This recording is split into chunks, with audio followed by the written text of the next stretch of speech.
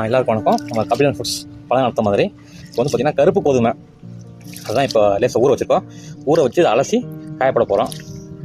இது வந்து பார்த்திங்கன்னா வெயிட் லாஸ்க்கு ரொம்ப யூஸ் ஆகும். ப்ளஸ் வந்து பார்த்திங்கன்னா சுகருக்கும் கண்ட்ரோல் பண்ணுறதுக்கும் நல்லா யூஸ் ஆகும் இது. ஸோ இதை அலசி காய ஆச்சு. இப்போ சோள டைப்பில் வைக்க போகிறோம். ஓகே, அவ்வளோதான்.